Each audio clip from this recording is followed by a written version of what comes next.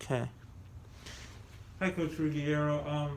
I've been asking your guys, and of course, the obvious elephant in the room. The question is, what was last year like? I know it was your first year on the job as the head coach here.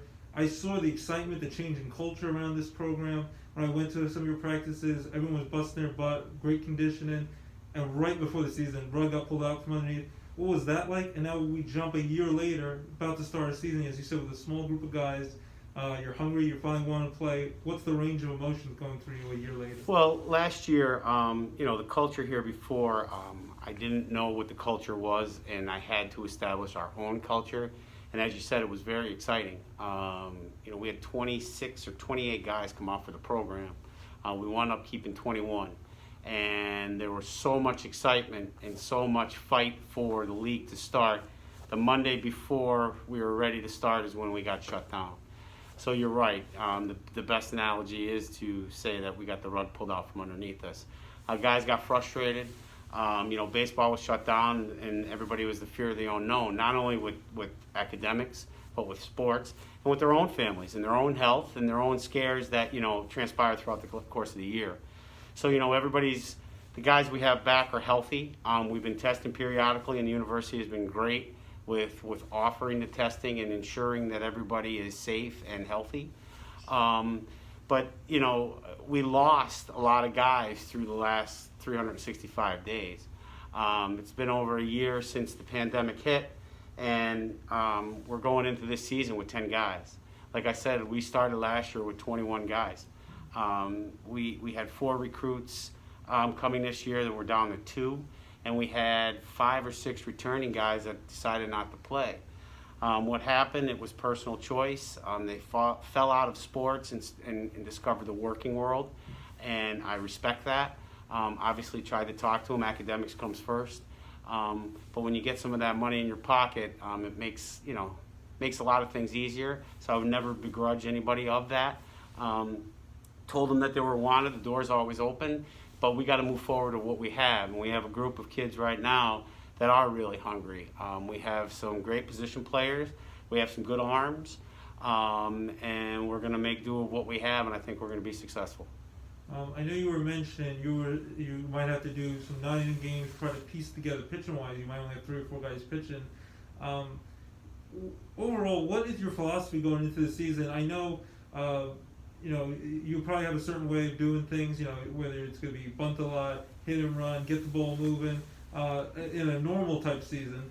How does the craziness go into this, and also how quick you have to start a season, where it was unknown if you were to play practice, and then you're about to kick it off right away now. What's your philosophy going into this type of season? Well, it's hard because we've only had probably 10 days to get ready. So, to prepare for a season, and in the off season, I kept telling the kids through Zoom and through the platforms that we use to communicate that they have to be ready because we don't know what's going to happen. So, a lot of cage work, but, there's a lot between signs, bunt coverages. My philosophies of this year is going to be, you have to plate runs. So whether it's small ball, but you also have to execute behind the guys who have throwing. With such a short number of roster players, we're going to put guys on the mound. Their job is to get the ball over the plate. The other team's job is to hit it, but it's our job to make plays. So we have to have, the 7 guys behind him making the plays and executing up to our ability. And then once we get to the offensive side, we have to execute there as well. Run the bases aggressively and manufacture runs and keep the runs. Who are some of the players, you said about 10 guys, who are some of the key players are you looking forward to seeing how they'll progress and what they could do performance-wise?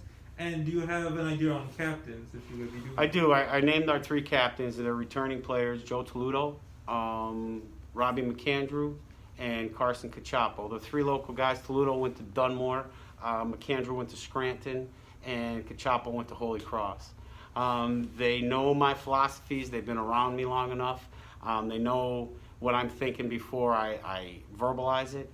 They know what I expect when we go to practice and how we got to execute and get right to work. So those 3 leaders have to lead the other guys that we have here, even though it's only 7 or 8 other guys. But you lead by example, and these guys are true leaders for what I need them to do with this program and moving forward. Absolutely. Offensively and pitching wise, are there a couple of guys that you're really looking forward to see what they're going to bring to the table? I do. David Blake, he's a Scranton Prep graduate. He's a freshman.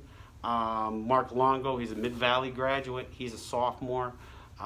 Didn't have an opportunity last year to play because of what happened. Those two guys, Don Jacoby is another Scranton Prep grad who's a sophomore. Those three guys are really going to toe the rubber, and if we can get some longevity out of each of them, or if I have to be creative and say 3, 3, and 3 per game, however we're going to get the job done. But those three guys are going to be my main guys, and then we have about 3 or 4 other kids that can give us some innings. I know, as you said in the beginning, that academically that's the number one focus.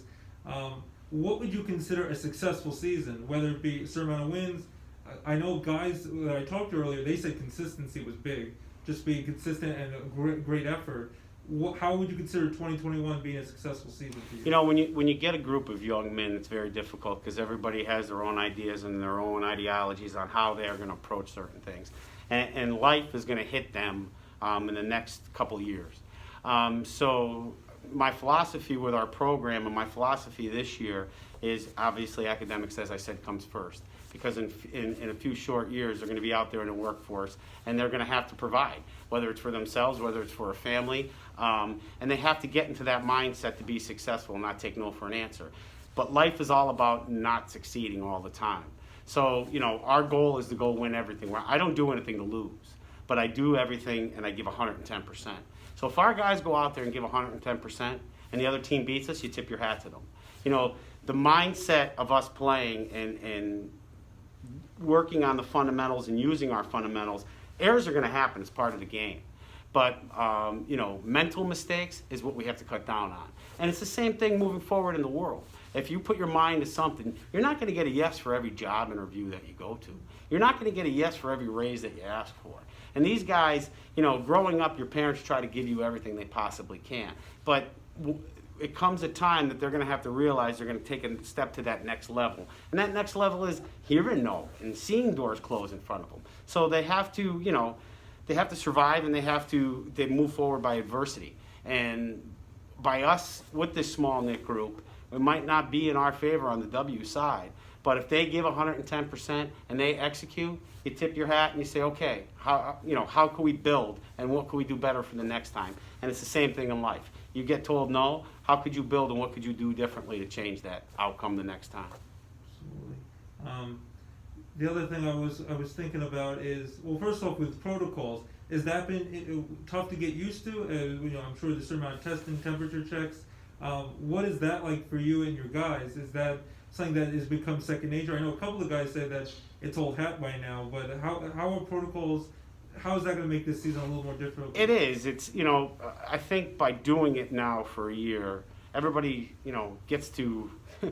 You get to know people now by looking at their eyes because you don't see their face anymore. So we're going to wear gaiters on the field, and it's required by the PSACU. So, the protocols are going to be in place, sanitizing, the hand sanitizer we're going to have on the bench. The baseballs are going to be sanitized in between innings. So I think it is second nature anymore because, you go to your own home and you utilize those universal precautions, and you come to practice, you use those universal precautions. So I think everybody is accustomed to it and does what's expected. What is this season going to mean for you personally, finally getting to step on that field to be the coach of this squad? What is this going to feel like for you and then your guys? I know some of your guys, they almost got emotional about it because everything they've gone through and what this is going to mean for them, whether it be for their families, representing themselves, and for this campus. What is this going to feel like when you step Well, on? and I tell the guys that, you have a name on your back or you write your name down. You're not representing only yourself. You're representing that name and your entire family. So the way you carry yourself, we're going to carry ourselves like gentlemen. We're going to be competitive, but we're going to be respectful athletes. And to finally get this group of kids on the field. Last year, like I said, there's no doubt in my mind that we were going to be successful last year. I had, you talk about the buy-in concept. Every player on that roster were bought in last year. And the same this year. It's just that the roster's cut in half. So it's going to mean a lot for these kids, and I'm glad to see, you know, we have one, Kenny's our 4-year player, to see him kind of complete that final chapter. And we have the other guys who are juniors who are almost completing, who basically got robbed last year of a season.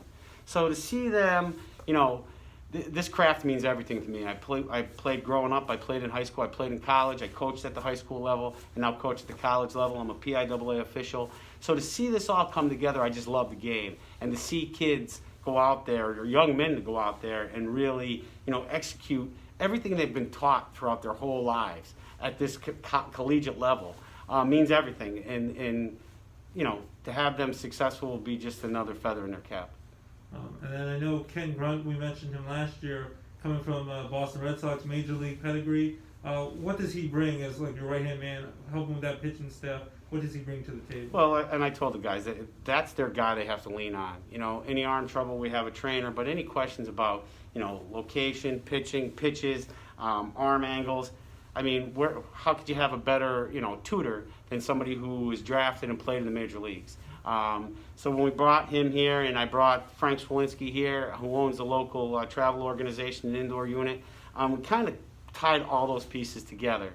So, you know, COVID has really dampened a lot of the things we wanted to do, but we're not going to let it defeat us. So we're going to move forward and, you know, utilize the tools that we have and the experience that we have and the education that they can provide and hopefully be successful. My final thing is, from everything I've been hearing from you, is it sounds like wins are important, but it's not the only thing.